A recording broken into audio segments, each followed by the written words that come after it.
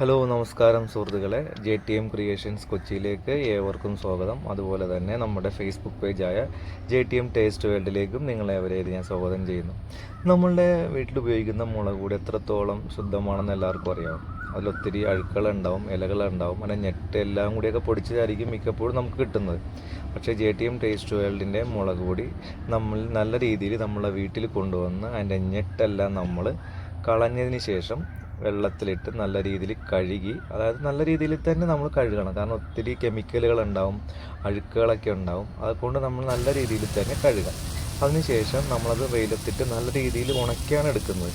നല്ല രീതിയിൽ ഉണക്കിയെടുത്തതിന് ശേഷം നമ്മൾ പൊടിച്ച് വീണ്ടും യാതൊരു വിധ കളറുകളൊന്നും ചേർക്കാണ്ട്, വേറെ ഒരു കെമിക്കൽ നമ്മൾ ചേർക്കാതെ പൊടിച്ചെടുത്താണ് നമ്മളുടെ JTM ടേസ്റ്റ് വേൾഡിന് മുളക് പൊടി നമ്മൾ സപ്ലൈ ചെയ്യുന്നത്.